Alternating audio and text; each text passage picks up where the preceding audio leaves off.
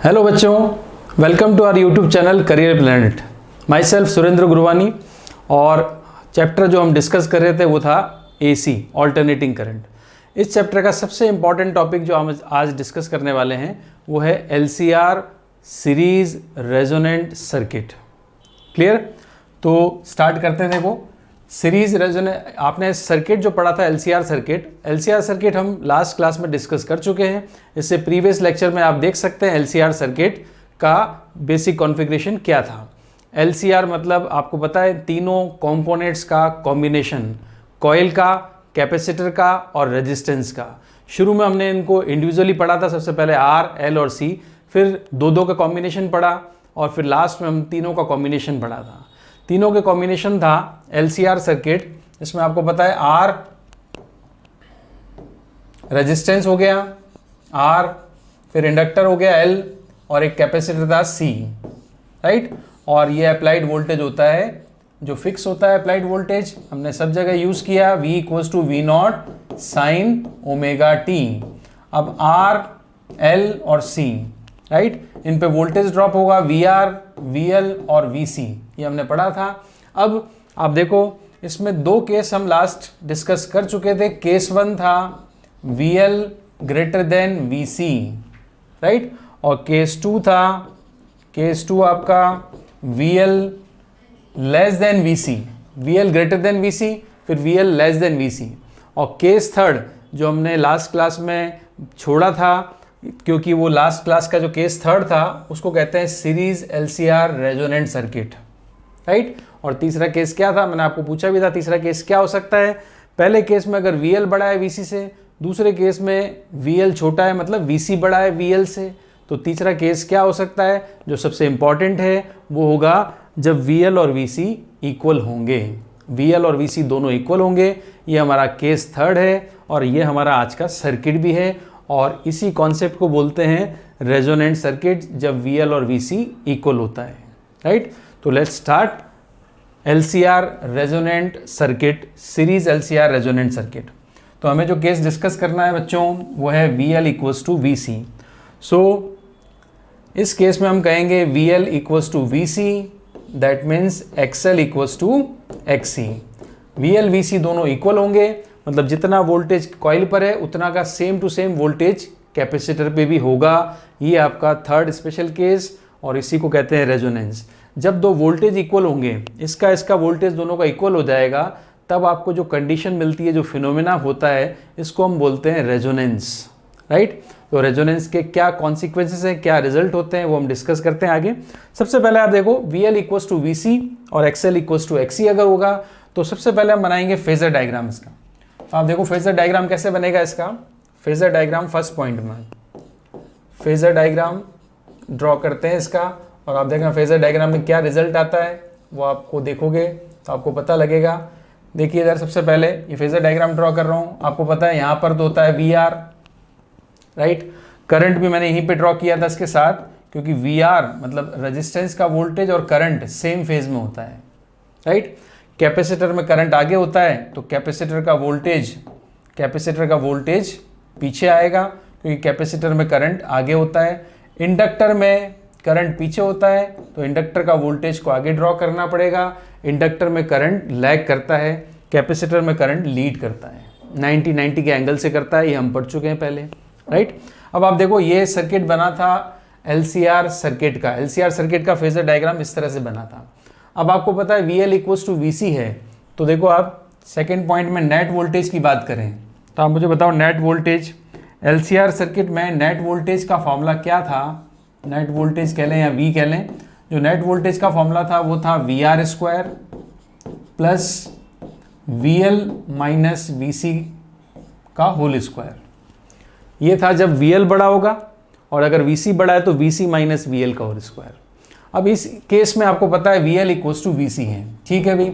अब VL equals to VC अगर है तो फिर V की वैल्यू क्या आ जाएगी, या नेट वोल्टेज आप देखो VL इक्वल्स टू VC, तो VL इक्वल्स टू VC हुआ तो V की वैल्यू क्या आ जाएगी, VR के इक्वल। तो नेट वोल्टेज जो आएगा वो क्या आएगा, VR के इक्वल। मतलब अब जो पहले दो केसेस में नेट वोल्टेज हम निकालते थे वो इस फॉर्मूले से निकालते थे, राइट। और इस फॉर्मूले में आप देखो VL/VC का डिफरेंस यहाँ पर लिखा गया है। VL/VC का डिफरेंस को VR में यहाँ पर स्क्वायर के साथ जोड़ा जाता है, बट स्पेशल केस ये वाला और रेजोनेंस वाला जो केस है, रेजोनेंस वाला जो सर्किट है, इसमें VL तो VC के इक्वल हो गया। अब VL/VC इक्वल हो गया तो ये तो डिफरेंस रहा ही नहीं, तो नेट वोल्टेज किसके इक्वल आएगा? VR के। मीन्स जो भी वोल्टेज हम अप्लाई करते हैं, आप देखो डायग्राम में बताऊँ, देखो डायग्राम में आप देखो जो भी वोल्टेज आप अप्लाई करोगे ये वाला, राइट, ये नेट वोल्टेज जो भी ये इक्वेशन आपने अप्लाई की, ये जो VRMS इसका होगा, ये नेट वोल्टेज है, इसको नेट वोल्टेज हम कह रहे हैं, तो नेट वोल्टेज जो होगा वो VR के इक्वल आ जाएगा। Net voltage equals to VR या V net equals to VR हमने पढ़ा अभी, ठीक है। अब इन पे जो भी वोल्टेज होगा वो इक्वल होगा, जितना भी वोल्टेज VL पे होगा मतलब L पे होगा उतना सेम वोल्टेज C पे होगा, और ये दोनों अपोजिट फेज में होते हैं।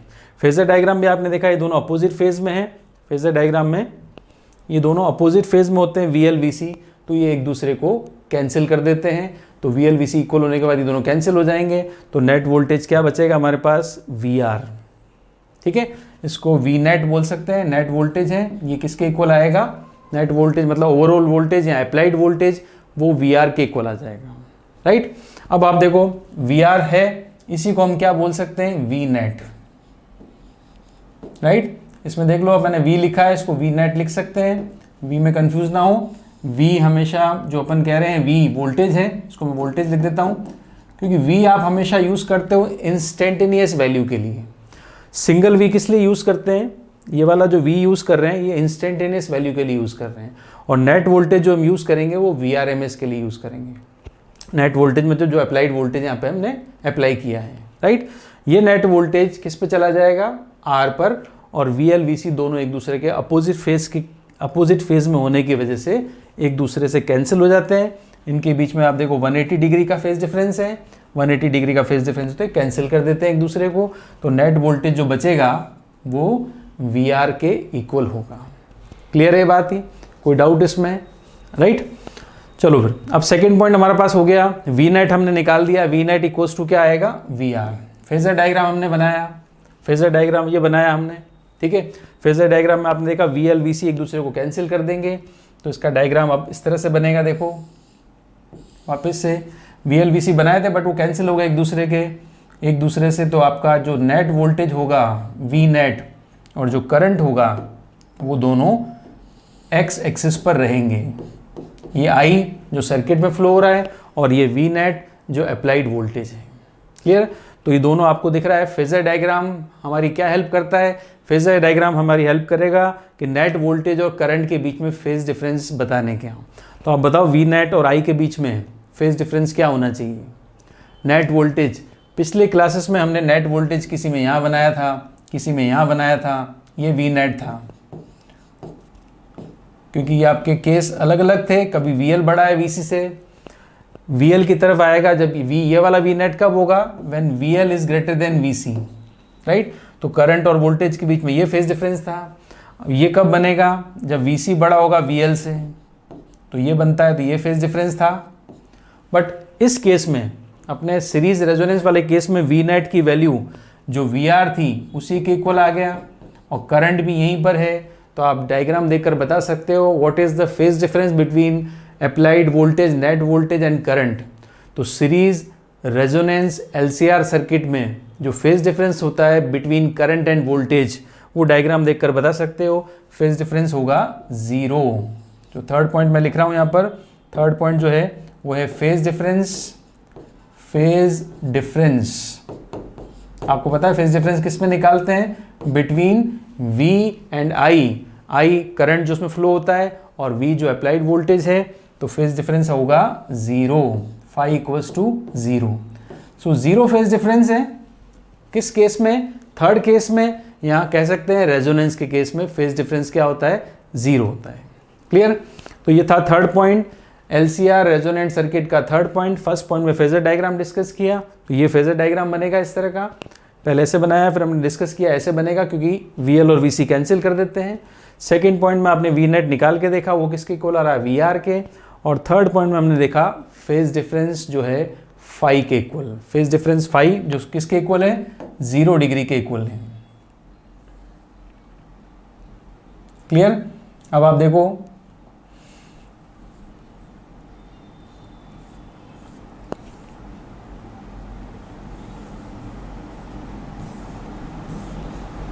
चलो अब देखिए नेक्स्ट, तो 3 पॉइंट के बाद अब 4th पॉइंट पे आ जाएं। तो 4th पॉइंट पे हम बात करेंगे इम्पीडेंस की, एलसीआर सर्किट के इम्पीडेंस की बात करें। तो एलसीआर सर्किट में वैसे तो इम्पीडेंस का फॉर्मूला आपने डिस्कस कर लिया, Z का फॉर्मूला होता है under root of R square plus XL minus XC का होल स्क्वायर, ये सब अंडर रूट में है। यह इम्पीडेंस का एलसीआर सर्किट के इम्पीडेंस का फॉर्मूला है, राइट। एक्सएल माइनस एक्सी और XC minus XL according to case हम लिख सकते हैं। If XL is greater than XC है तो ऐसे लिखोगे, if XC is greater than XL है तो एक्सी माइनस एक्सएल लिख लेंगे, इसमें तो कोई कंफ्यूजन नहीं है। बट हमारा जो रेजोनेंस वाला केस है इसमें क्या है, रेजोनेंस वाला केस में एक्सएल इक्वल्स टू एक्सी है। अब एक्सएल इक्वल्स टू एक्सी हुआ तो बताओ एक्सएल इक्वल्स टू एक्सी है तो यहाँ पुट कर दें, तो एक्सएल एक्सी दोनों इक्वल हो जाएंगे। एक्सएल एक्सी दोनों इक्वल हो गए तो जेड की वैल्यू क्या आ जाएगी, जेड की वैल्यू आ जाएगी R square plus XL minus XC क्या हो गया 0, तो जेड की वैल्यू क्या हो जाएगी आर, जेड हो जाएगा आर, और ये मिनिमम होता है क्योंकि कुछ ऐड नहीं हुआ इसमें। हमेशा आर स्क्वायर में क्या ऐड होता है, एक्सएल एक्सी का डिफरेंस, और वो डिफरेंस 0 क्यों हो गया, क्योंकि दोनों इक्वल हैं, और ये जेड क्या आएगा आर के इक्वल आएगा, इसमें कुछ भी ऐड नहीं हुआ इसलिए जेड हो गया मिनिमम। अब जेड मिनिमम है तो आप मुझे करंट की बात करो, जो करंट सर्किट में फ्लो होगा उसकी वैल्यू हम निकालते हैं। तो करंट की वैल्यू निकालते हैं हमेशा I equals to V upon Z से। आई इक्वल्स टू क्या होता है वी अपॉन जेड, जेड आपको पता है टोटल सर्किट का रेजिस्टेंस है जिसको हम इम्पीडेंस कहते हैं, राइट। तो आई इक्वल्स टू क्या होगा V upon Z. So students आपने देखा जेड की वैल्यू क्या है, मिनिमम है, तो जेड अगर मिनिमम है तो आई का जेड के साथ इन्वर्स रिलेशन है। इन्वर्स रिलेशन का मतलब आप समझते हो, जब जेड मिनिमम होगा तो करंट अपने आप क्या हो जाएगा मैक्सिमम हो जाएगा। तो आई की जो वैल्यू मिलेगी यहाँ पर वो हमेशा मैक्सिमम मिलेगी, आई मैक्स मिलेगा, करंट इस केस में मैक्सिमम मिलेगा जिसकी वैल्यू होगी v अपॉन आर। जेड की वैल्यू क्या पुट कर देंगे हम, जेड की वैल्यू r पुट कर देंगे क्योंकि z आपका मिनिमम है, z मिनिमम है जिसकी वैल्यू क्या होती है r के इक्वल होती है, राइट। तो z मिनिमम हो गया। जब किसी सर्किट का रेजिस्टेंस कम हो जाता है तो उसमें फ्लो होने वाला करंट अपने आप मैक्सिमम हो जाता है, तो करंट हो गया maximum, I max equals to V by R. Clear? अब करंट अगर मैक्सिमम है तो 6 पॉइंट में हम पावर को डिस्कस कर सकते हैं। 6 पॉइंट पावर, अब इस सर्किट की जो पावर होगी, पावर को हम निकाल सकते हैं, power P equals to formula जो आएगा इसका हम लिख सकते हैं VRMS IRMS cos phi। ये पावर का फॉर्मूला होता है इसी सर्किट का, ये आगे अभी हम पढ़ेंगे पावर का ये जो फॉर्मूला है ये कैसे आता है, इसको डिराइव करेंगे आगे। बट आप देखो पावर का फॉर्मूला इसी सर्किट के लिए ये यूज होता है। क्लियर? अब आप देखो power P V equals to I R होता है, तो V equals to I R होता है तो मैं लिख सकता हूँ IRMS इंटू, और पावर का जो सर्किट होगा, पावर जो सर्किट है, सर्किट आपका LCR है तो रेजिस्टेंस आएगा Z, राइट, इंटू IRMS। और रेजोनेंस सर्किट में फाई की वैल्यू हमने पढ़ी अभी, what is phase difference between current end voltage, वो था 0 डिग्री। रेजोनेंस सर्किट में अभी हमने पढ़ा what is phase difference between current end voltage, वो था 0 डिग्री, तो cos 0 की वैल्यू क्या हो जाती है 1। अब पावर को देखो आप ध्यान से, पावर डिपेंड कर रहा है एक तो करंट की वैल्यू पर, एक cos फाई की वैल्यू पर, करंट की वैल्यू पर। तो cos फाई की वैल्यू 1 मैक्सिमम होती है और करंट आपका मैक्सिमम होगा रेजोनेंस सर्किट में। तो पावर का जो फॉर्मूला आएगा वो आप लिख सकते हो आई मैक्स, करंट क्या आएगा मैक्सिमम आएगा, आई मैक्स और जेड की वैल्यू आर। तो पावर जो कंज्यूम, पावर जो सर्किट की आएगी वो बिकॉज आई मैक्स है तो पावर भी क्या होगी मैक्सिमम मिलेगी आपको, पावर क्या मिलेगी मैक्सिमम। क्लियर? तो रेजोनेंस सर्किट का जो आपका रिजल्ट है, रेजोनेंस सर्किट का जो आपका कह सकते हैं बेनिफिट है, रेजोनेंस के केस में करंट हमेशा अपनी पीक वैल्यू पर होता है, करंट हमेशा अपनी मैक्सिमम वैल्यू पर होता है। तो करंट अगर मैक्सिमम वैल्यू पर होगा तो पावर भी क्या होगी, अपनी मैक्सिमम वैल्यू पर होगी। क्लियर? इसीलिए रेजोनेंस सर्किट का यूज़ करते हैं, रेजोनेंस सर्किट का यूज़ करते हैं ताकि आपको क्या मैक्सिमम मिले, सर्किट में फ्लो होने वाला करंट मैक्सिमम मिले, सर्किट में पावर मैक्सिमम मिले। यही रेजोनेंस कंडीशन का यूज़ है, रेजोनेंस की कंडीशन का एप्लीकेशन है। ठीक है, तो पावर मैक्सिमम, करंट मैक्सिमम, ये ध्यान रहेगा in case of series LCR resonant circuit, और Z क्या होगा, मिनिमम, और करंट और पावर मैक्सिमम। क्लियर? अब आप आगे जाओ 7 के बाद, नेक्स्ट 6 के बाद 7 पॉइंट पर। 7 पॉइंट पे हम बात करेंगे रेजोनेंस या रेजोनेंट फ्रीक्वेंसी। रेजोनेंट फ्रीक्वेंसी, अब आपको पता है किस फ्रीक्वेंसी पर रेजोनेंट फ्रीक्वेंसी निकाल रहे हैं हम, किस फ्रीक्वेंसी पर ये कंडीशन आएगी। कौन सी कंडीशन? रेजोनेंस की कंडीशन। जिस फ्रीक्वेंसी पर रेजोनेंस की कंडीशन मिल जाएगी, करंट मैक्सिमम हो जाएगा, पावर मैक्सिमम हो जाएगी, वो कंडीशन किस फ्रीक्वेंसी पे मिलेगी, उस फ्रीक्वेंसी को बोलते हैं रेजोनेंट फ्रीक्वेंसी। ऐसी फ्रीक्वेंसी जिस पे आपको रेजोनेंस अकर हो, इट्स कॉल्ड रेजोनेंट फ्रीक्वेंसी।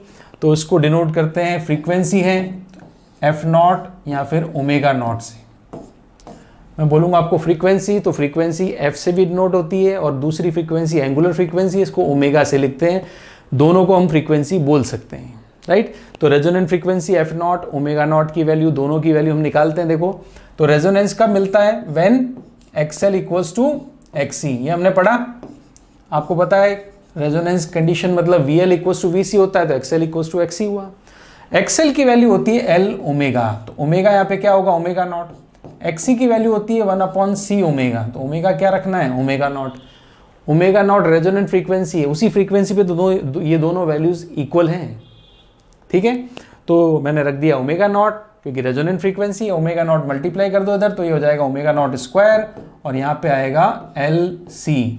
तो ओमेगा नॉट की वैल्यू क्या हो जाएगी, 1/√LC। Omega naught equals to क्या होगा, 1/√LC। तो ये एक इंपॉर्टेंट फॉर्मूला मिला। सिंपल आपसे न्यूमेरिकल पूछा जाता है, calculate the frequency eight which resonance of LCR circuit occurs. तो आप ये किस फ्रीक्वेंसी पे रेजोनेंस सर्किट आपको मिलेगा, तो ओमेगा नॉट आप निकाल सकते हैं। ओमेगा नॉट आएगा 1/√LC। इसकी यूनिट होती है रेडियन पर सेकेंड, ओमेगा नॉट की रेडियन पर सेकेंड। फिर अगर आपसे F0 पूछा जाता है, F0 तो इजीली निकाल सकते हैं। F0 ओमेगा नॉट दोनों को फ्रीक्वेंसी बोल रहे हैं। ओमेगा नॉट इक्वल्स टू क्या होता है, 2πF0। तो अगर आपको F0 निकालना है तो ओमेगा नॉट में किसको डिवाइड करना पड़ेगा, 2π को। ओमेगा नॉट में 2π डिवाइड कर दो, तो ये था 1/√LC ओमेगा नॉट की वैल्यू। तो F0 की वैल्यू हो जाएगी 1/2π√LC, 1/2π√LC। ये फ्रीक्वेंसी है, और इसकी यूनिट होती है हर्ट्स। इसकी यूनिट क्या होती है, हर्ट्स। ठीक है, तो प्रैक्टिकली इस फ्रीक्वेंसी का यूज ज़्यादा होता है। F0 इक्वल्स टू 1/2π√LC, ये आएगा हर्ट्स में। अब आप देखो फ्रीक्वेंसी जो है F0, ये डिपेंड करिए L पे और C पर। C पे डिपेंड करती है √C पर। अगर C को इंक्रीज करेंगे तो फ्रीक्वेंसी क्या होगी, कम होगी। अगर हम C को बढ़ाते हैं तो फ्रीक्वेंसी क्या होगी, फ्रीक्वेंसी को बढ़ाएंगे तो अगर हम C को बढ़ाएंगे तो फ्रीक्वेंसी कम होगी, इन्वर्स का रिलेशन है। और C को घटाओगे तो फ्रीक्वेंसी बढ़ जाएगी। अब ये फ्रीक्वेंसी आपको क्यों चाहिए, आपको फ्रीक्वेंसी मैच करानी है, मतलब वो फ्रीक्वेंसी लानी है जिस पर आपका करंट या पावर मैक्सिमम हो। It is called resonant frequency. तो इसकी एप्लीकेशन में आपको बताऊं इसका क्या यूज़ है, आप इसको कहाँ यूज़ करते हो। आपने ट्यूनिंग किया होगा, ट्यूनिंग कहाँ पे की है, रेडियो में। तो रेडियो जब ट्यून करते हैं तो रेडियो में ट्यून करने के लिए एक नॉब आपको मिलता है। उस नॉब में कैपेसिटर लगा हुआ है जिसकी फ्रीक्वेंसी, जिसकी कैपेसिटी को हम कम ज़्यादा कर सकते हैं, इंक्रीज डिक्रीज कर सकते हैं। तो नॉब को हम घुमाते हैं तो कैपेसिटर की फ्रीक्वेंसी क्या होती है, चेंज होती है, उससे आपकी फ्रीक्वेंसी चेंज होती है।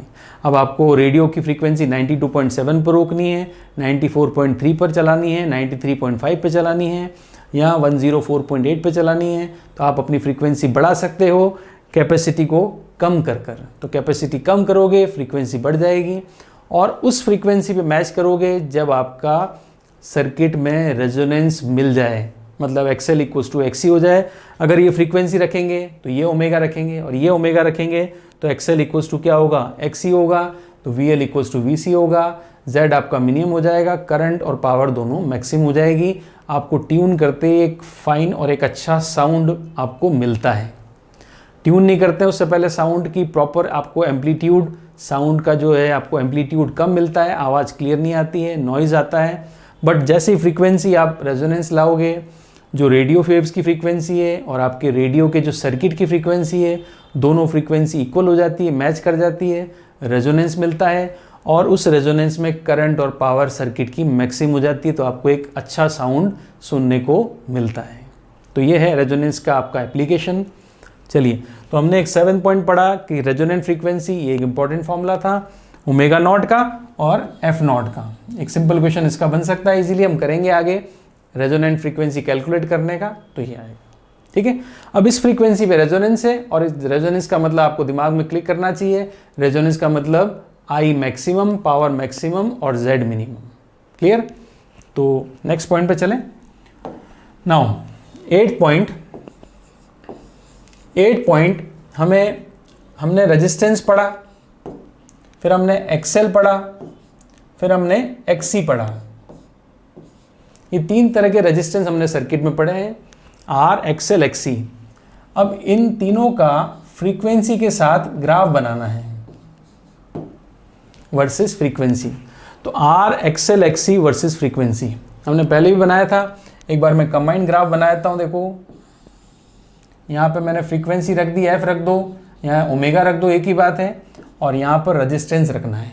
ठीक है, तो सबसे पहला आर की बात करें।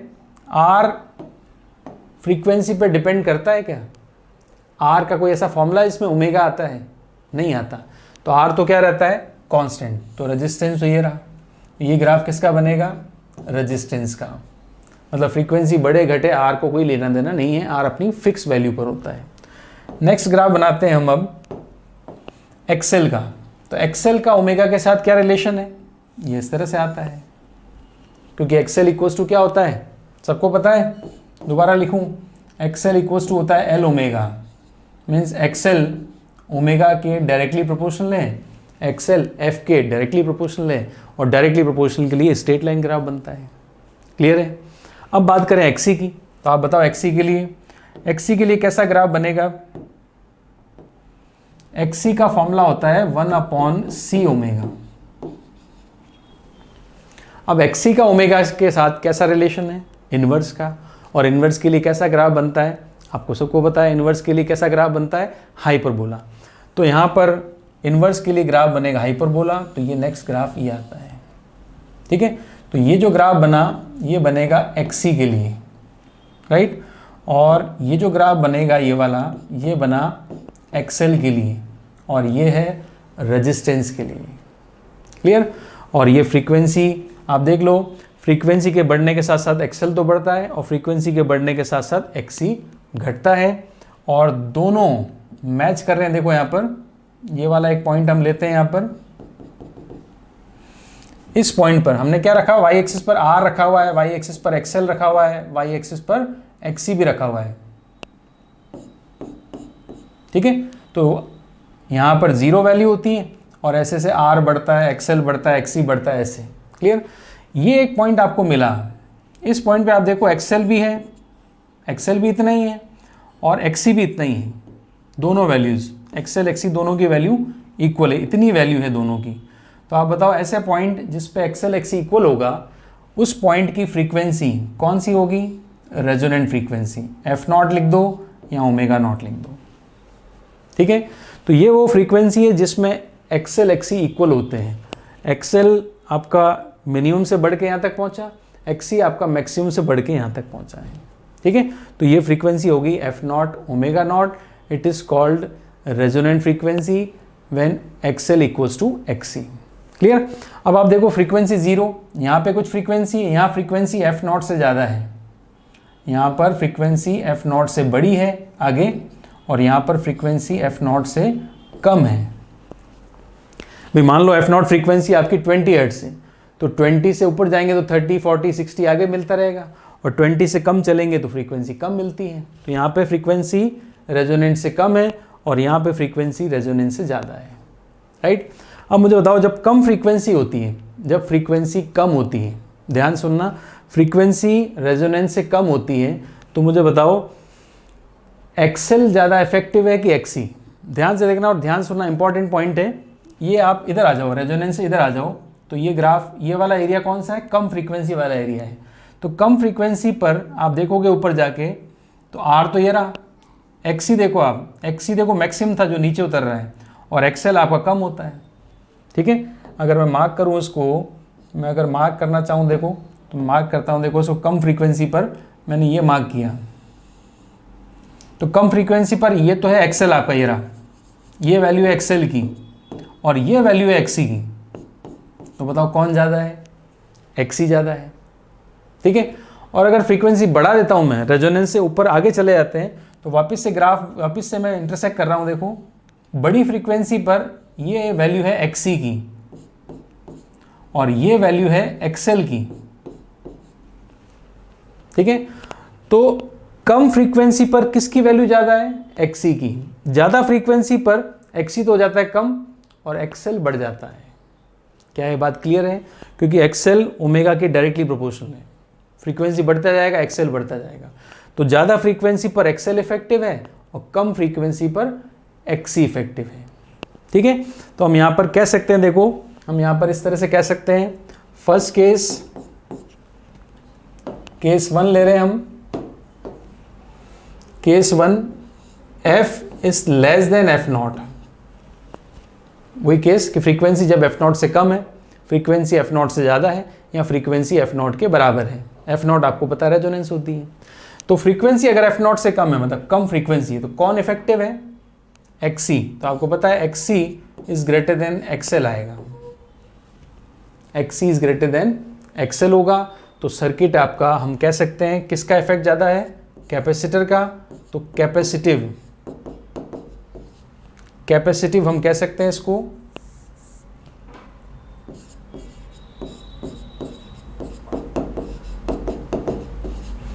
कैपेसिटिव सर्किट कह दिया हमने। क्यों भाई? क्योंकि कैपेसिटर का इफेक्ट ज़्यादा है, इसलिए कैपेसिटिव सर्किट बोलते हैं। सेकेंड केस में आप देखो, if f is greater then f0, ज़्यादा फ्रीक्वेंसी पे आ गए, ज़्यादा फ्रीक्वेंसी पे एक्सेल ज़्यादा है, ठीक है। तो एक्सेल ज़्यादा होगा एक्सी से, तो इसको बोलते हैं इंडक्टिव सर्किट, क्योंकि कॉइल ज़्यादा इफेक्टिव है। इंडक्टिव सर्किट, सर्किट को मैं CKT लिख रहा हूँ, सर्किट, ठीक है। उसके बाद थर्ड केस क्या बनेगा इसमें, थर्ड केस आता है f इक्वल्स टू f0। तो बताओ f इक्वल्स टू f0 पर क्या होगा, ये पॉइंट मिल रहा है, इस पॉइंट पे तो क्या होगा, एक्सेल इक्वल्स टू XC होगा, एक्सेल इक्वल्स टू XC होगा। तो ये कौन सा सर्किट होगा, इसको बोलते हैं रेजोनेंट सर्किट, रेजोनेंट सर्किट। तो 3 तरह के केस बन सकते हैं, कम फ्रीक्वेंसी वाला, इक्वल फ्रीक्वेंसी वाला और ज़्यादा फ्रीक्वेंसी वाला। कम फ्रीक्वेंसी पे कैपेसिटिव सर्किट है, ज़्यादा फ्रीक्वेंसी पे इंडक्टिव सर्किट है, और f इक्वल्स टू f0, जो एक f0 फ्रीक्वेंसी थी आपकी, उस पर ये रेजोनेंट सर्किट है। और रेजोनेंट सर्किट की प्रॉपर्टी आपको पता है, current maximum, power maximum, Z minimum, ठीक है। तो ये मैंने ग्राफ बनाया एक्सेल एक्सी का। एक ग्राफ में आपको और दिखा सकता हूँ, देखो ये भी ग्राफ ड्रॉ कर सकते हो आप एक्सेल एक्सी के लिए। ये बना जो ग्राफ अपन ने बनाया एक्सेल एक्सी के लिए, नहीं ये तो इम्पीडेंस का ग्राफ है, पावर का है, ये भी उसका है।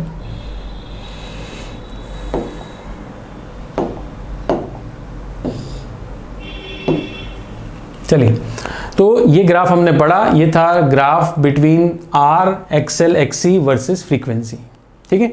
तो इस 8 पॉइंट के बाद हम नेक्स्ट पॉइंट पे चलें, 9th पॉइंट पर। 9th पॉइंट पे हम बनाएंगे graph between Z and frequency, Z का और फ्रीक्वेंसी का ग्राफ। मैं आपको भी इसकी पिक्चर दिखा दूंगा, Z की और फ्रीक्वेंसी का ग्राफ कैसा बनता है। देखो पहले हम समझ लें ग्राफ बनना कैसा चाहिए, Z का फ्रीक्वेंसी के साथ क्या रिलेशन है वो देखो आप। तो z इक्वल्स टू होता है under root of R square plus XL minus XC का whole square. z equals to under root of R square plus XL minus XC का होल स्क्वायर। क्लियर? अब आप देखो ध्यान से, z जब f की वैल्यू f0 से कम थी, अभी पढ़ा हमने, तो एक्सएल क्या होगा, एक्सी बड़ा होगा एक्सएल से, तो भी ये डिफरेंस कुछ ना कुछ यहाँ पर मिलेगा आपको। जब f की वैल्यू f0 से ज़्यादा थी तो XL is greater then XC था। बड़ी फ्रीक्वेंसी पर क्या होगा, XL ज़्यादा होगा ना। अगर फ्रीक्वेंसी ज़्यादा बड़ी है तो XL equals to L omega की, वैसे XL की वैल्यू बड़ी आएगी। अब XL की वैल्यू बड़ी आ रही है, XC की वैल्यू छोटी आ रही है, तो यहाँ पे कुछ ना कुछ डिफरेंस मिल जाएगा आपको। डिफरेंस मिलेगा तो क्या होगा, R में ऐड होगा। अब आप पढ़ चुके हो रेजोनेंस, मैंने आपको कहा था रेजोनेंस कब मिलता है, F इक्वल्स टू F0 पर, XL इक्वल्स टू क्या हो जाता है, XC, तो Z यहाँ पे मिनिमम हो जाता है। Z मिनिमम क्या होगा, R। Z यहाँ पर मिनिमम होगा which is equals to R। Z minimum होगा इक्वल्स टू R। बट यहाँ पे Z मिनिमम होगा तो यहाँ पे Z क्या होगा, जब फ्रीक्वेंसी कम है तब यहाँ पर Z क्या होगा, Z इस फॉर्मूले से निकालेंगे और इस फॉर्मूले से Z की वैल्यू आपकी निकलेगी वैल्यू, और इस कम फ्रीक्वेंसी पर Z आपको ज़्यादा मिलेगा, हाई मिलेगा। Z यहाँ पर हाई मिलेगा, इस केस में भी Z आपको हाई मिलेगा। तो फ्रीक्वेंसी चाहे कम हो चाहे फ्रीक्वेंसी ज़्यादा हो, दोनों पर Z की वैल्यू हाई मिलती है। इसमें कोई दिक्कत है आपको? दोबारा सुन लो, जब फ्रीक्वेंसी कम होगी यहाँ पर Z की वैल्यू under root of R square plus XC और XL के डिफरेंस का स्क्वायर ऐड करने पर मिलता है, और ये डिफरेंस होगा अगर तो ये R में ऐड हो जाएगा। और ये डिफरेंस कब जीरो होता है, रेजोनेंस पर। तो अगर ये जीरो हो गया है वैल्यू तो Z की वैल्यू सबसे कम आती है। बट अगर ये डिफरेंस मिलेगा आपको तो ये तो R में ऐड होना है। तो ये डिफरेंस कब मिलता है, या तो XL बड़ा हो XC से, या XC बड़ा हो XL से, दोनों बार ये डिफरेंस आपको मिल जाएगा। तो कम फ्रीक्वेंसी पर XC बड़ा होगा तो XC माइनस XL लिख लोगे, वैल्यू तो मिल ही जाएगी आपको। ठीक है, ज़्यादा फ्रीक्वेंसी पर XL बड़ा होगा तो XL माइनस XC लिख लोगे। तो ये वैल्यू जीरो तो कब होगी, जीरो तो केवल कब होगी, जब रेजोनेंस होगा। तो जब ये जीरो हो जाएगी तब तो आपका Z मिनिमम होगा, अदरवाइज ये जीरो ही नहीं होगा, ये डिफरेंस जीरो नहीं होगा, तो ये हमेशा R में जुड़ता रहेगा और Z की वैल्यू बढ़ाता रहेगा। ठीक है, तो इसका ग्राफ आप देखो, इसका ग्राफ कैसा बनेगा, ये जो ग्राफ Z का और R के बीच में जो ग्राफ होता है ये आपका इस तरह से बनेगा। दिख रहा है आपको डायग्राम, ध्यान से। ये डायग्राम है आपका series resonance impedance versus frequency का। Z का फ्रीक्वेंसी के साथ ग्राफ है, मैंने आपको बताया था यहां पर।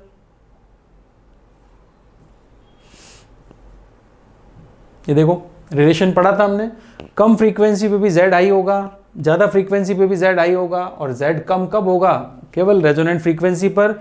इसलिए आपको ग्राफ दिख रहा है, ग्राफ की वैल्यू आपकी इस तरह से आ रही है। ये ग्राफ बनेगा आपका, सबसे कम वैल्यू Z की कब होगी, फ्रीक्वेंसी का Z के साथ ग्राफ बनाया है Z, ये रहा। Z की सबसे कम वैल्यू क्या होती है, R, ये ड्रॉ की हुई R, और ये कब मिलेगी, F0 पर। रेजोनेंट फ्रीक्वेंसी पर Z सबसे कम हो जाता है, अदरवाइज कम फ्रीक्वेंसी पे XC बड़ा होगा, ज़्यादा फ्रीक्वेंसी पे XL बड़ा होगा, आपकी Z की वैल्यू हाई मिलेगी। देखो शुरू में हाई थी, F0 के लिए कम हुई और वापस हाई हो गई। It is the graph between Z and frequency. Clear है, Z और यहाँ पर रख दिया फ्रीक्वेंसी, तो फ्रीक्वेंसी का Z के साथ ग्राफ इस तरह से बनता है। ठीक है, अब मुझे बताओ Z का ग्राफ फ्रीक्वेंसी के साथ ऐसे बनता है, और करंट आपको पता है, करंट Z के इन्वर्सली प्रोपोर्शनल होती है। करंट का Z के साथ कैसा रिलेशन है, इन्वर्स का। तो करंट का Z के साथ इन्वर्स रिलेशन है, जब जब Z मिनिमम होगा उस समय करंट क्या होता है, मैक्सिमम, और जब Z अपनी मैक्सिमम वैल्यू पर होगा तो करंट क्या होगा, मिनिमम। तो I का और Z का इन्वर्स का रिलेशन है, राइट। तो I का और Z का अगर इन्वर्स का रिलेशन है तो आप देखो I का और Z का ग्राफ कैसा बनेगा, I का और Z का ग्राफ इस तरह से बनेगा। अब जो हमारा पॉइंट आता है नेक्स्ट, वो है आपका जो भी पॉइंट नंबर 8, 9 जो भी था, 9 पॉइंट, इसको इसको कहते हैं रेजोनेंस कर्व। रेजोनेंस कर्व इसको बोलते हैं, रेजोनेंस कर्व है। इस तरह का जो कर्व मिलता है आपको, इट्स कॉल्ड रेजोनेंस कर्व। और यहां पर ये ग्राफ किस किस के बीच में बन रहा है आपको दिख रहा है, ये क्या है, आई। रेजोनेंस कर्व किसके बीच में आएगा, आई वर्सेस फ्रीक्वेंसी। करंट और फ्रीक्वेंसी के बीच के ग्राफ को हम बोलते हैं रेजोनेंस कर्व। और जब Z अपनी मैक्सिमम पर होगा उस समय करंट मिनिमम होगा। जब F0 पर, ये FR लिखा हुआ है, इसको F0 भी लिख सकते हो आप। F0 पर आप देखो, F0 फ्रीक्वेंसी है, रेजोनेंट फ्रीक्वेंसी। रेजोनेंट फ्रीक्वेंसी पर Z अपनी मिनिमम वैल्यू पर होता है तो करंट अपनी मैक्सिमम वैल्यू पर है। ये आई मैक्स हम कह सकते हैं, करंट अपनी मैक्सिमम वैल्यू पर है। ठीक है, बाकी चीज़ें आपको इसमें से नोट करने की ज़रूरत नहीं है, ये सब चीज़ें हटा देते हैं हम। ये सब फ्रीक्वेंसी वगैरह लिखा हुआ है, सब हटा दो, ये सब आगे पढ़ेंगे हम। ठीक है, तो आपको केवल ग्राफ ड्रॉ करना है। ग्राफ बड़ी सिंपली आप ड्रॉ कर सकते हो। ग्राफ क्या है, ग्राफ आई और एफ के बीच का ग्राफ है। इस तरह का ग्राफ बनता है और सबसे ज़्यादा पीक जो मिलेगा आपको, ये करंट मैक्सिमम मिलेगा। और ये करंट मैक्सिमम किस में मिलेगा, करंट मैक्सिमम मिलेगा किस में मिलेगा, करंट मैक्सिमम आपको, करंट मैक्सिमम मिलेगा रेजोनेंट फ्रीक्वेंसी पर। यहाँ पे फ्रीक्वेंसी रेजोनेंट फ्रीक्वेंसी है। बड़ा सिंपली ग्राफ इस तरह से बनाना है। रेजोनेंट फ्रीक्वेंसी पर Z मिनिमम होता है, करंट अपनी मैक्सिमम वैल्यू पर होता है। क्लियर, तो इसको called, it is called resonance curve. Resonance graph कहते हैं इसको, रेजोनेंस कर्व कहते हैं। ठीक है, अब आ जाओ नेक्स्ट 10th पॉइंट पर।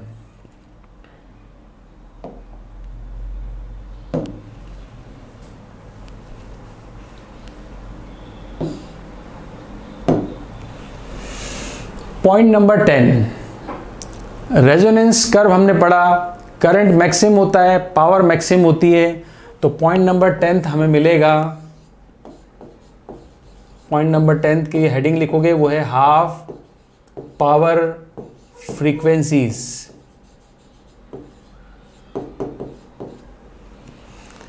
रेजोनेंस कर्व के बाद नेक्स्ट आता है पॉइंट हाफ पावर फ्रीक्वेंसीज।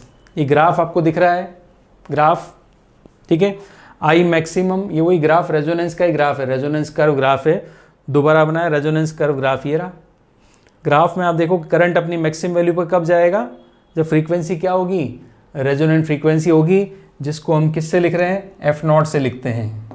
तो ये आपका F0 है। ठीक है, F0 पर करंट अपनी मैक्सिमम वैल्यू पर जाता है। अब करंट अपनी मैक्सिमम वैल्यू पर जाएगा तो आई मैक्सिमम है, तो पावर भी क्या होगी, मैक्सिमम होगी। ठीक है, पावर भी क्या होती है, मैक्सिमम होती है। अब इस ग्राफ में आगे चले तो इस ग्राफ में, इसी रेजोनेंस कर्व में, ये हाफ पावर फ्रीक्वेंसीज को डिस्कस किया जा रहा है। इस नाम है इन फ्रीक्वेंसीज का हाफ पावर। तो नाम से आप समझ जाओगे हाफ पावर फ्रीक्वेंसीज का मतलब ऐसी फ्रीक्वेंसीज जिस पे पावर क्या होती है, अपनी मैक्सिमम पावर की हाफ होती है। क्लियर, सो अगर पावर हाफ होगी, P इक्वल्स टू, ये आएगा P max by 2, power maximum का हाफ। पावर होनी चाहिए हाफ, तो अगर पावर हाफ होगी तो करंट की जो वैल्यू आएगी वो आएगी I maximum bye √2। I maximum bye √2 मतलब होता है 0.707 I मैक्स, क्योंकि पावर करंट के स्क्वायर के प्रोपोर्शनल होती है। पावर करंट के स्क्वायर के प्रोपोर्शनल होती है। आपको पावर हाफ करनी है, करंट हाफ नहीं करना है। अगर आप करंट को हाफ कर दोगे, बिकॉज पावर करंट के स्क्वायर के प्रोपोर्शनल होती है। बात समझ में आ रही है, देखो इधर ध्यान से। पावर का फॉर्मूला होता है आई स्क्वायर, ठीक है, तो पावर का फॉर्मूला में आई स्क्वायर आता है, इसका मतलब पावर आई स्क्वायर के डायरेक्टली प्रोपोर्शनल है। अगर मैं आई को हाफ कर दूंगा तो पावर तो 1/4 हो जाएगी ना। इफ आई, अगर मैं आई बाई 2 रखता हूँ, I dash equals to I by 2 रखूँ, तो power P dash equals to हो जाएगी P/4। तो पावर हाफ करनी है कि 1/4 करनी है, अपने को तो हाफ करनी है पावर। तो पावर हाफ करने के लिए मुझे करंट कितना रखना पड़ेगा, देखो I double dash equals to रखना पड़ेगा आई बाई √2। तो P डबल डैश जो आएगा पावर, वो अपने आप आ जाएगी P/2, क्योंकि करंट को 1/√2 रखेंगे तो उसका स्क्वायर होके √2 का स्क्वायर 2 हो जाएगा, पावर हाफ हो जाएगी। तो हाफ पावर पावर क्या चाहिए, हाफ, तो करंट कितना चाहिए, मैक्सिमम का √2 जो कितना होता है 0.707। ठीक है, तो इस ग्राफ में ये वाला करंट तो मैक्सिमम है, ये वाला, ठीक है, और मैक्सिमम करंट का 70% लिया, देखो 0.7 मतलब 70%, ये यहाँ पर करंट मैक्सिमम करंट का 70% है, तो करंट 70% है मतलब मैक्सिमम का √2 है, तो पावर क्या हो जाएगी, हाफ। तो ये आप देखो F1 और F2 ग्राफ में दिख रही है, ये दो फ्रीक्वेंसीज हैं, इस फ्रीक्वेंसी पे करंट मैक्सिमम का 1/√2 है, और जब करंट मैक्सिमम का 1/√2 होगा तो पावर क्या हो जाएगी, हाफ, राइट।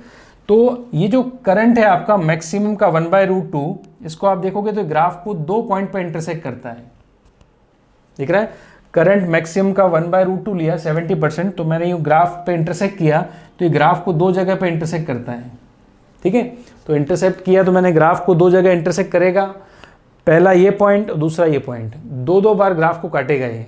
इसका मतलब अब इसका इस तरह से आप देखो, यहाँ पर हम देखें तो कॉरेस्पॉन्डिंग फ्रीक्वेंसी पहली आएगी F1 और दूसरी कॉरेस्पॉन्डिंग फ्रीक्वेंसी आएगी F2, मतलब इन फ्रीक्वेंसीज पे करंट होता है मैक्सिमम का 1/√2, तो पावर क्या हो जाएगी, half. That's why F1 and F2 is called half power frequencies. तो पॉइंट था हमारे पास हाफ पावर फ्रीक्वेंसीज, तो हम इसके लिए लिख सकते हैं, देखो the two frequencies in the curve, इस कर्व में 2 फ्रीक्वेंसीज हैं that are at 0.707 of maximum current are called band और half power frequencies। ऐसी फ्रीक्वेंसीज जिस पे करंट अपने मैक्सिमम का 1/√2 है, these frequencies are identified on the curve as F1 and F2 and are often referred to as the critical frequencies or cutoff frequencies of a resonant circuit। In frequencies को cut off frequencies कहते हैं resonant circuit की, clear. तो ये 2 frequencies हैं F1 and F2, it's called half power frequencies, ठीक है। अब आप एक बार ये आप ग्राफ भी ड्रॉ करना है, आप ये सब चीज़ें नोट करते चलना, साथ साथ आप वीडियो को पॉज करके नोट कर सकते हैं, साथ साथ नोट करें, थोड़ा रेस्ट करके फिर आगे बढ़ें, कंटिन्यू में नहीं चलें, बराबर आप पढ़ें, समझें, नोट करें, पढ़ें, समझें, फिर नोट करें। वीडियो पॉज करके आप सॉल्व कर उसको नोट कर सकते हो। न्यूमेरिकल भी आप ऐसे ही क्या करो, न्यूमेरिकल पढ़ लिया, पॉज कर दिया, पहले सॉल्व कर लिया, फिर ट्राई किया, सॉल्व किया, ट्राई किया, नहीं हो रहा तो आप वापस वीडियो चला के देख सकते हो, ठीक है। चलें आगे। तो ये 10वां पॉइंट था, LCR रेजोनेंट सर्किट में पॉइंट्स हमारे बढ़ते जा रहे हैं। कितने पॉइंट्स, देखो आप सारे पॉइंट्स इंपॉर्टेंट हैं। फर्स्ट पॉइंट फेजर डायग्राम से लेकर आपका रेजोनेंट फ्रीक्वेंसी, फिर उसके बाद कर्व, उसके बाद रेजोनेंस कर्व, उसके बाद हाफ पावर फ्रीक्वेंसी, सारे पॉइंट्स हैं, अच्छे इंपॉर्टेंट पॉइंट्स हैं इसके अंदर, क्योंकि सर्किट बड़ा इंपॉर्टेंट है, तो सारे पॉइंट्स इसके इंपॉर्टेंट हैं। किसी पे भी न्यूमेरिकल और किसी पे भी क्वेश्चन आपसे पूछा जा सकता है। तो 10 पॉइंट तक हमारे पास हो गया, जिसमें हमने अभी तक पढ़ लिया हाफ पावर फ्रीक्वेंसीज। अब आपको दिख रहा है जो यहाँ क्या लिखा हुआ है ग्राफ में, ये हमारा नेक्स्ट पॉइंट आ रहा है, ये क्या लिखा हुआ है, बैंड विड्थ। तो पॉइंट नंबर 10 के बाद हम आगे चलें, तो पॉइंट नंबर 11 देखो हमारे पास लिखा हुआ बैंड विड्थ, दिख रहा है डायग्राम में, ये बैंड विड्थ है ये वाली। तो ग्राफ देखकर आप पता कर सकते हो कि बैंड विड्थ किसे कहते हैं। पॉइंट नंबर 10 के बाद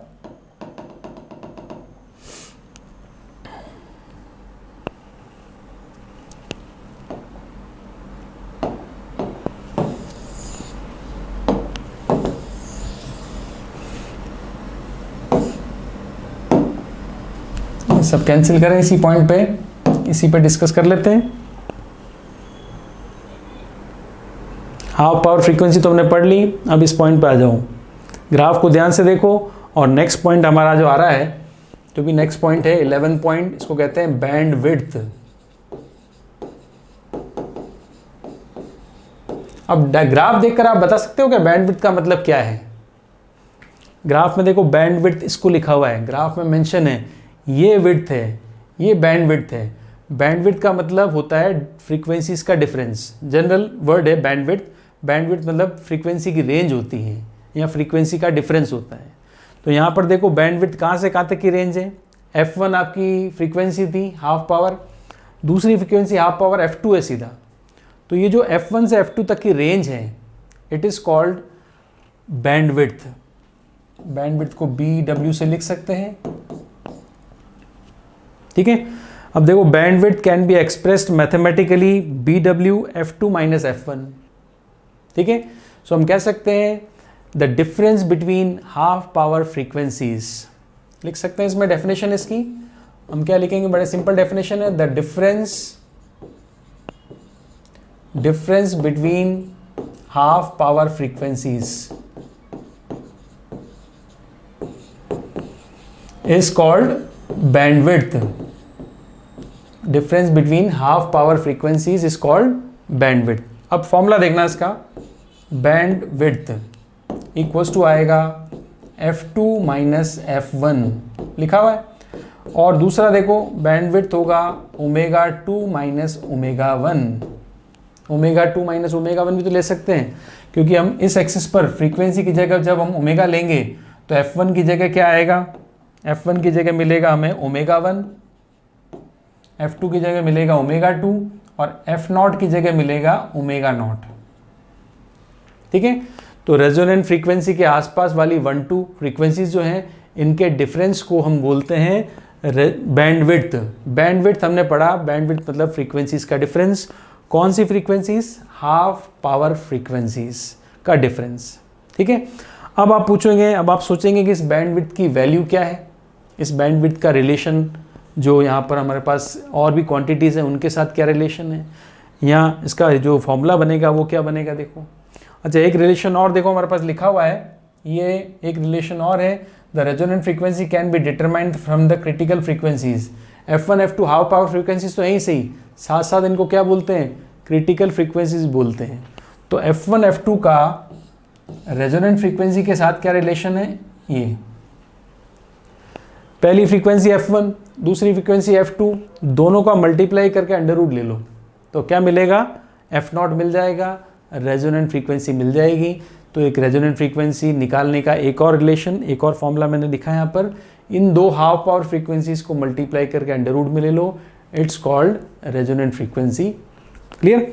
अब हमें आगे चलना है, तो हम आगे चलेंगे तो हमें चाहिए बैंडविड्थ का फॉर्मूला, बैंडविड्थ का रिलेशन। तो बैंडविड्थ कौन सी फ्रीक्वेंसीज का डिफरेंस है, हाफ पावर फ्रीक्वेंसीज का। ठीक है, बैंडविड्थ कौन सी फ्रीक्वेंसीज का डिफरेंस है, हाफ पावर फ्रीक्वेंसीज का।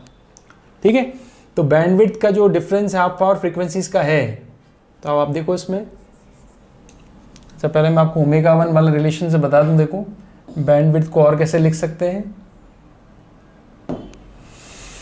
क्योंकि अब बैंडविड्थ की वैल्यू निकालने जा रहे हैं हम। यहाँ हम कह सकते हैं कि बैंडविड्थ का जो फॉर्मूला है उसको डिराइव करने जा रहे हैं, तो हम उसके लिए देखो क्या करेंगे, क्या लिखेंगे रिलेशन। यहाँ पे देखो बैंडविड्थ लिखा, फॉर्मूले में तो लिखा हुआ है bandwidth F2 minus F1।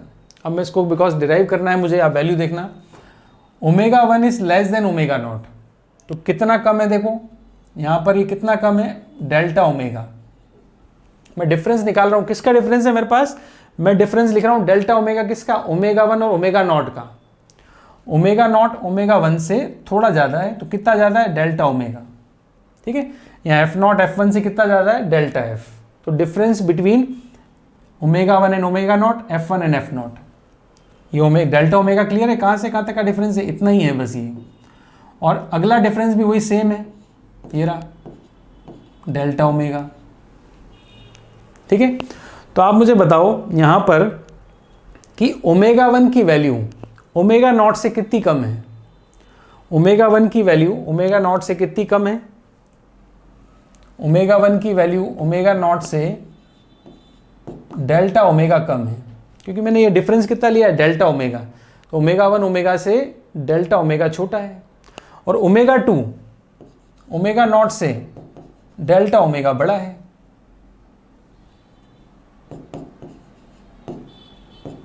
Omega naught से डेल्टा ओमेगा बड़ा है,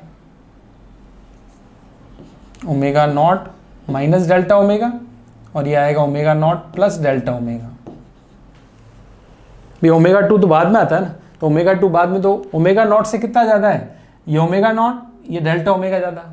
ओमेगा 1 क्या होगा, ओमेगा नॉट से कम पे आता है, तो डेल्टा ओमेगा कम कर देंगे। अब मैं बैंडविड्थ निकाल रहा हूँ, यहाँ पर देखो बैंडविड्थ की वैल्यू देखना ध्यान से, बैंडविड्थ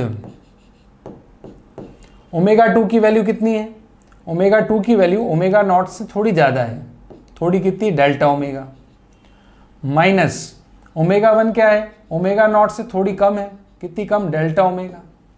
तो मैं इसको अगर सॉल्व करूँगा तो मेरे पास क्या बचेगा, देखो ओमेगा नॉट से ओमेगा नॉट कट गया, डेल्टा ओमेगा और ये प्लस डेल्टा ओमेगा, तो बैंडविड्थ हो जाएगा 2 डेल्टा ओमेगा। बैंडविड्थ की वैल्यू क्या होगी, 2 डेल्टा ओमेगा। दिख रहा है आपको, एक डेल्टा ओमेगा ये रहा, ये माइनस माइनस प्लस हो जाएगा, दूसरा डेल्टा ओमेगा ये रहा, तो बैंडविड्थ को लिखते हैं 2 डेल्टा ओमेगा। तो बैंडविड्थ का फॉर्मूला है, बैंडविड्थ का जो रिलेशन है उसको 2 डेल्टा ओमेगा से भी रिप्रेजेंट कर सकते हैं। यहाँ तो लिखोगे बैंडविड्थ, यहाँ लिखोगे 2 डेल्टा ओमेगा, ओमेगा 1 से थोड़ा ज़्यादा और ओमेगा 1 से थोड़ा ज़्यादा और ओमेगा नॉट से थोड़ा ज़्यादा डेल्टा ओमेगा, इन दोनों को क्या लिखेंगे, 2 डेल्टा ओमेगा। दिख रहा है आपको, डेल्टा ओमेगा क्या हो जाएगा, 2 डेल्टा ओमेगा। क्लियर। तो बैंडविड्थ की वैल्यू को 2 डेल्टा ओमेगा से डिनोट कर सकते हैं। तो हम इसका आगे डेरिवेशन कर सकते हैं, देख लो अब आगे। चलिए, तो हमने लिखा बैंडविड्थ को 2 डेल्टा ओमेगा से। अब हमें इसी की वैल्यू चाहिए 2 डेल्टा ओमेगा की, ठीक है, इसकी वैल्यू हमें चाहिए। अब बैंडविड्थ किन फ्रीक्वेंसीज का डिफरेंस है, हाफ पावर फ्रीक्वेंसीज का। हाफ पावर का मतलब पावर क्या होती है, हाफ, और करंट क्या होता है, करंट जो होता है वो अपने मैक्सिमम करंट का 1/√2 होता है, पढ़ा हमने। करंट जब 1/√2 होगा तभी तो पावर हाफ हो जाएगी, ठीक है। तो I की वैल्यू मैं रख रहा हूं V/Z, ये 1/√2। I max की वैल्यू होती है V/R, क्योंकि I max कब होता है, जब Z क्या होगा, मिनिमम होगा, और मिनिमम Z क्या होता है, R। R is Z minimum, because current maximum चाहिए तो Z क्या रखना पड़ेगा, मिनिमम। अब देखो आप डेरिवेशन कर रहे हैं, V से V कैंसिल हो गया, Z की वैल्यू कितनी है, Z की वैल्यू है √2R, ठीक है। और Z इक्वल्स टू क्या होता है, देखो Z इक्वल्स टू होता है √R² plus XL minus XC का स्क्वायर इक्वल्स टू √2R, ठीक है। दोनों साइड स्क्वायर कर लें, तो दोनों साइड स्क्वायर कर लेते तो क्या वैल्यू क्या हो जाएगी, R² plus XL minus XC का होल स्क्वायर इक्वल्स टू √2 का स्क्वायर 2, R का स्क्वायर R², ठीक है। अब ये R² ये 2R², तो R² माइनस कर सकते हैं उधर जाके, माइनस कर देते हैं लोग, XL माइनस XC का whole square equals to 2R² में से R² माइनस कर दिया, 2R² में से R² माइनस कर दिया, क्या बचेगा, R², राइट। अब इधर XL माइनस XC का होल स्क्वायर, उधर है R², तो आप दोनों साइड अंडर रूट भी ले सकते हैं। अब मैंने दोनों साइड अंडर रूट लिया तो मेरे को पास वैल्यू मिली XL माइनस XC का, इधर अंडर रूट ले लिया, इधर R² का अंडर रूट लेंगे तो R² का अंडर रूट होता है plus minus R, because plus R का भी स्क्वायर करोगे तो भी R² आएगा, माइनस R का भी स्क्वायर करेंगे तो भी R² आता है। तो XL minus XC equals to plus minus R। अब XL इक्वल्स टू क्या होता है, XL इक्वल्स टू होता है L omega, XC equals to क्या होता है 1/C omega equals to plus minus R, ठीक है। अब आप देखो ओमेगा की वैल्यू, ओमेगा की वैल्यू हम यहाँ पे पुट करें, ओमेगा यहाँ पर हम ले रहे हैं, देखो ओमेगा, अब आपके पास प्लस माइनस R है ना, तो प्लस माइनस R मतलब एक तो आएगा L omega 1 minus 1/C omega 1, एक आएगा L omega 2 minus 1/C omega 2। भाई कौन सी फ्रीक्वेंसीज का डिफरेंस है, हाफ पावर फ्रीक्वेंसीज का। तो हाफ पावर फ्रीक्वेंसीज जो होती है ओमेगा 1 ओमेगा 2 दोनों होती है ना, आपके पास XL माइनस XC का डिफरेंस दो आ रहे हैं, एक प्लस R एक माइनस R, तो एक में आप लिखोगे प्लस R, एक में लिखोगे माइनस R। जब L ओमेगा छोटा होगा, L ओमेगा छोटा होगा, ये बड़ा होगा तो आपका माइनस R मिलेगा और ये आपका प्लस R मिलेगा, ठीक है। कम फ्रीक्वेंसी पे आपको पता है, कम फ्रीक्वेंसी पे तो ओमेगा 1 इफेक्टिव होता है कम फ्रीक्वेंसी पे, जब फ्रीक्वेंसी बढ़ जाती है तो L ओमेगा 2 मतलब XL बढ़ जाता है, XL इफेक्टिव होता है, तो XL minus XC equals to plus R लेंगे हाई फ्रीक्वेंसी पर, ठीक है। इसमें कोई डाउट हो तो आप पूछ सकते हैं, कोई भी डाउट हो इसमें। ओमेगा 1 ओमेगा 2 दो फ्रीक्वेंसीज ली हैं,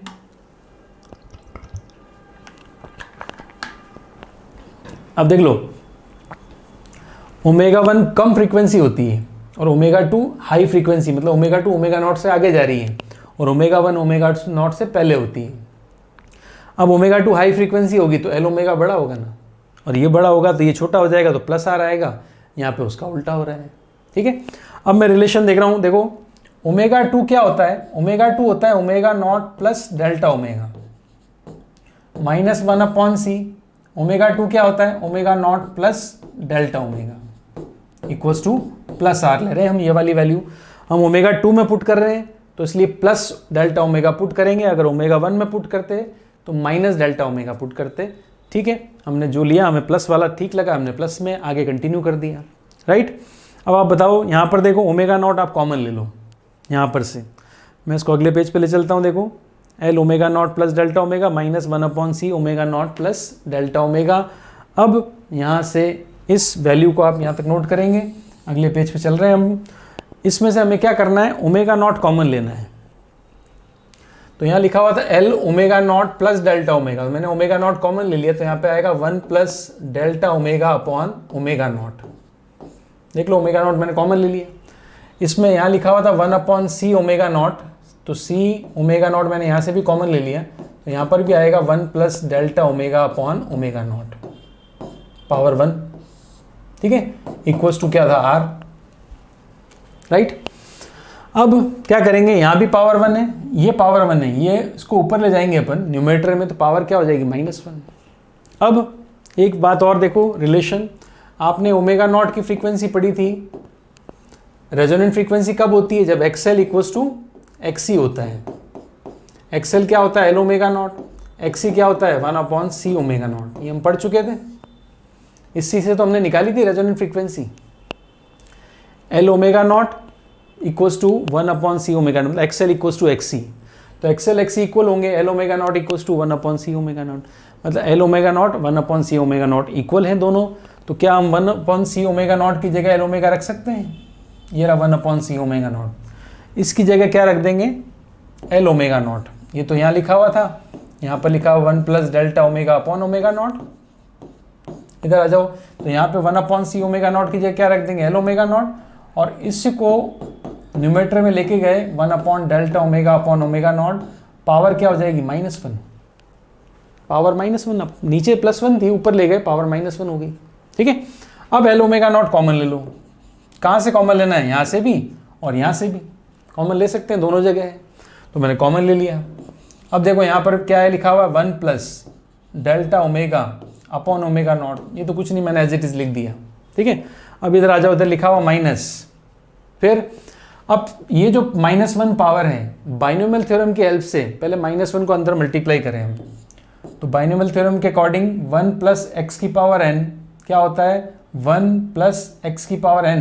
तो क्या होगा? n मल्टीप्लाई कर दें, 1 प्लस nx होता है। ठीक है, तो ये जो भी n होगा अंदर मल्टीप्लाई कर दें, minus delta omega upon omega naught आ गया। बाइनोमियल थ्योरम के अकॉर्डिंग जो पावर होती है यहाँ पर, उसको आप यहाँ पर फर्स्ट टर्म 1 होती है, सेकेंड टर्म में मल्टीप्लाई कर सकते हैं। ठीक है, तो मैंने -1 को उठा के मल्टीप्लाई कर दिया। क्लियर? अब मैं क्या करूँ? उसको खोल दूँ तो एल ओमेगा नॉट था मेरे पास, इधर आ जाओ तो 1 plus delta omega upon omega naught -1 फिर plus delta omega upon omega naught. और राइट हैंड साइड में क्या बचा मेरे पास? r। राइट हैंड साइड में तो r ही चल रहा था। अब बताएं क्या कैंसिल होगा?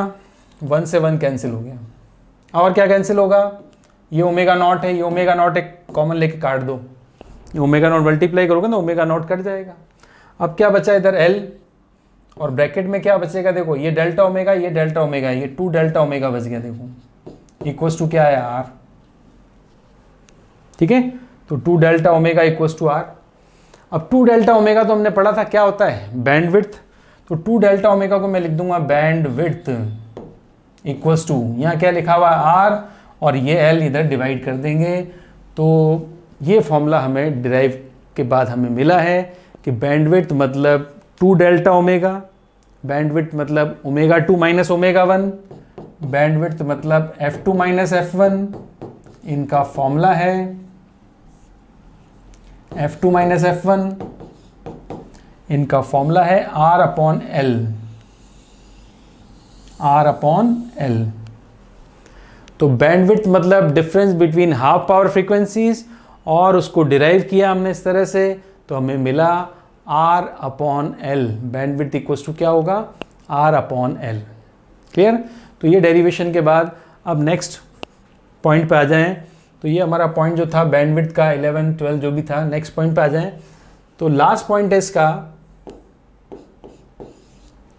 सीरीज रेजोनेंस सर्किट का लास्ट पॉइंट आता है क्वालिटी फैक्टर। क्वालिटी फैक्टर इसको किससे डिनोट करोगे? Q से, बिकॉज क्वालिटी फैक्टर है, इसको डिनोट करते हैं Q से। Quality factor means Q। ठीक है, बैंडविड्थ हमने पढ़ लिया, हमने दो चीज़ें पढ़ चुके हैं। देखो इस क्वालिटी फैक्टर में क्या यूज आ रहा है। देखो एक तो बैंडविड्थ हमने पढ़ा, बैंडविड्थ का मतलब हो गया 2 डेल्टा ओमेगा, इसकी वैल्यू आई R/L। ठीक है, दूसरा हमने पढ़ा था रेजोनेंट फ्रीक्वेंसी ओमेगा नॉट, इसकी वैल्यू थी 1/√LC। ओमेगा नॉट की वैल्यू 1/√LC। ठीक है, तो quality factor Q it is defined as the ratio of resonant frequency. Definition लिख दें इसकी। क्वालिटी फैक्टर क्या होगा? What is quality factor? It is defined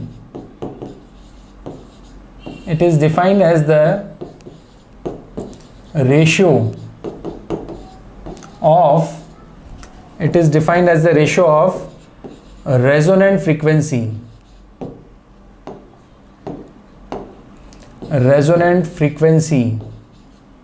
and ये क्या है? BW and bandwidth। Resonant frequency और बैंडविड्थ के रेशियो को हम बोलते हैं क्वालिटी फैक्टर। ठीक है, फॉर्मूला बना लेते हैं इसका। क्वालिटी फैक्टर आएगा ratio of resonant frequency omega not और नीचे लिखा है बैंडविड्थ। ठीक है, तो ये आ जाएगा ओमेगा नॉट और ये लिखना है 2 डेल्टा ओमेगा। इसको बैंडविड्थ से लिखा हमने 2 डेल्टा ओमेगा, ये है आपका। ठीक है, अब क्वालिटी फैक्टर को सॉल्व करें। ओमेगा नॉट की वैल्यू कितनी है अभी? ओमेगा नॉट की वैल्यू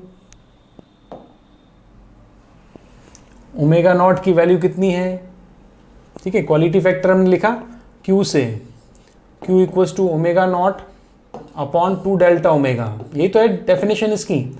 ओमेगा नॉट की वैल्यू तो है 1/√LC और 2 डेल्टा ओमेगा की वैल्यू है R/L। तो R/L ऊपर ले जाएं। ठीक है, तो यहाँ से L से L कैंसिल कर दें तो क्वालिटी फैक्टर की वैल्यू आ जाएगी 1/R√L/C। ये क्वालिटी फैक्टर का फॉर्मूला मिलेगा हमें। तो एक तो डेफिनेशन का फॉर्मूला हो गया क्वालिटी फैक्टर में, दूसरा फॉर्मूला 1/R√L/C हो गया। तो आप देखो क्वालिटी फैक्टर ये है Q है। अब Q क्या रिप्रेजेंट करता है? देखो Q मेजर्स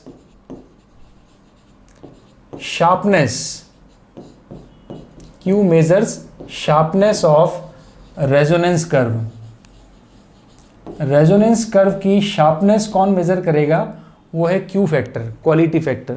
तो Q measures sharpness of resonance curve,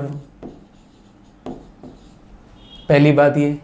ठीक है, तो अगर Q measure sharpness of resonance curve, इसका मतलब Q की वैल्यू, क्वालिटी फैक्टर हाई होगा तो ग्राफ की जो शार्पनेस होगी वो भी आपकी ज़्यादा आएगी। ठीक है, Q ज़्यादा होगा तो शार्पनेस भी क्या आएगी? ज़्यादा आएगी। दूसरा Q का फॉर्मूला हमने पढ़ा, क्या था Q का फॉर्मूला था omega naught upon delta upon bandwidth. अब Q की वैल्यू अगर ज़्यादा है, सपोज Q की वैल्यू ज़्यादा है, ठीक है, तो बैंडविड्थ की वैल्यू क्या होगी? Q की वैल्यू ज़्यादा है तो बैंडविड्थ की वैल्यू क्या होगी? Q और बैंडविड्थ में कैसा रिलेशन? इनवर्स का। तो अगर Q ज़्यादा है तो बैंडविड्थ क्या हो जाएगी?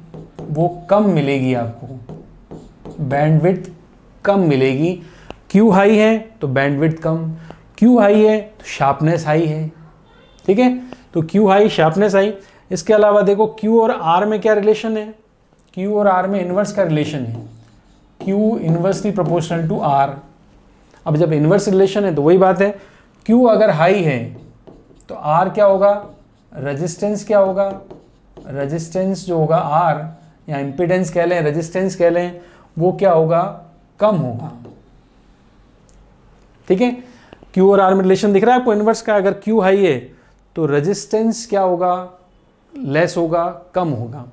अब आपको पता है जब रेजिस्टेंस कम होगा तो करंट क्या होगा। अब रेजिस्टेंस कम हो गया, R कम, इसका मतलब करंट ज़्यादा। R कम मतलब करंट की वैल्यू ज़्यादा होगी। ठीक है, अब आप देख लो Q क्या क्या मेजर कर सकता है।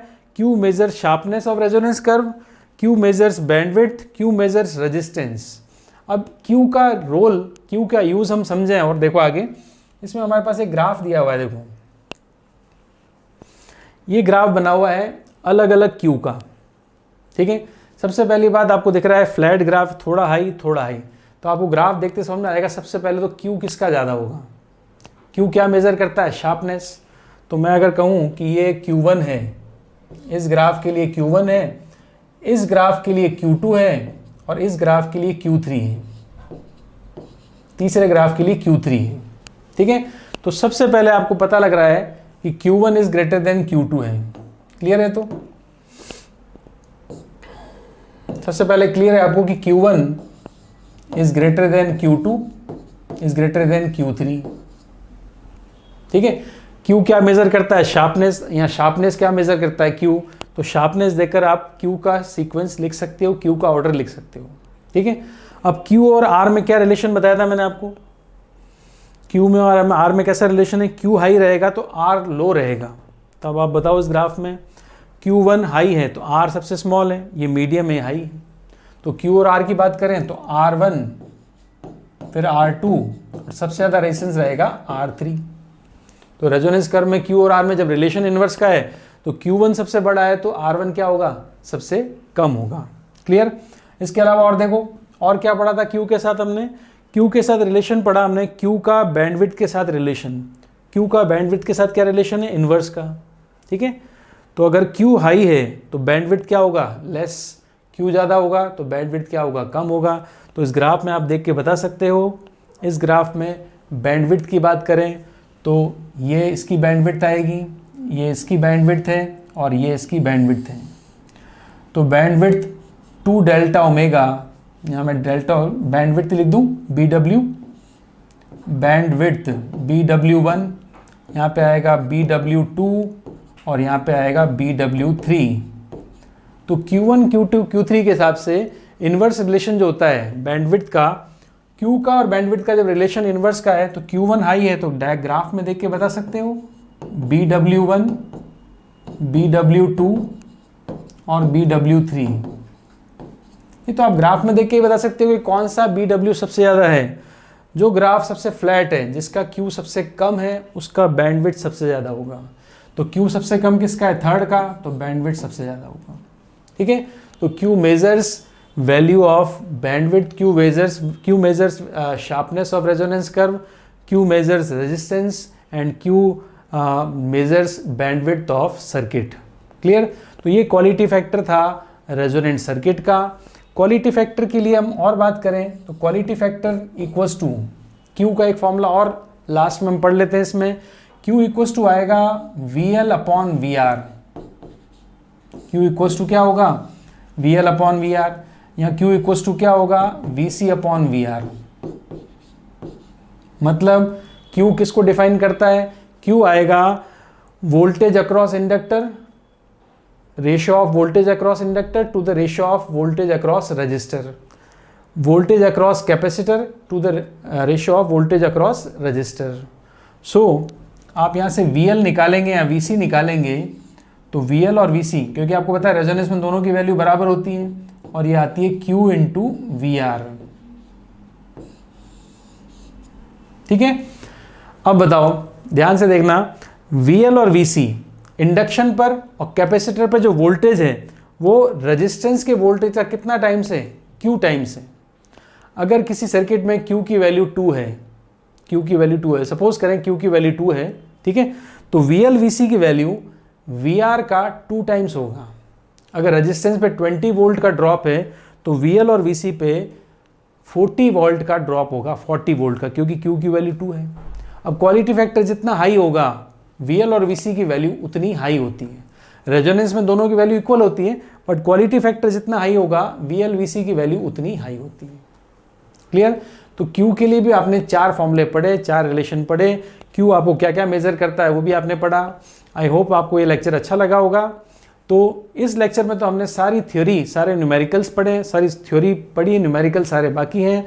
तो नेक्स्ट लेक्चर में मिलते हैं इसके क्विज़ के साथ, जिसमें हम करेंगे बहुत सारे न्यूमेरिकल्स, क्योंकि सीरीज LCR रेजोनेंट सर्किट में हमने कम से कम 10-12 पॉइंट तो पढ़ लिए हैं। एक एक पॉइंट पे एक एक न्यूमेरिकल करोगे तो भी एक अच्छा आपको न्यूमेरिकल का क्विज़ बन सकता है, मिल सकता है। तो सबसे इम्पॉर्टेंट सर्किट होता है LCR रेजोनेंट सर्किट, जो हमने आज पढ़ा। तो मिलते हैं नेक्स्ट लेक्चर में इसके न्यूमेरिकल्स के साथ, इनके क्वेश्चंस के क्विज़ के साथ। Till then, good bye.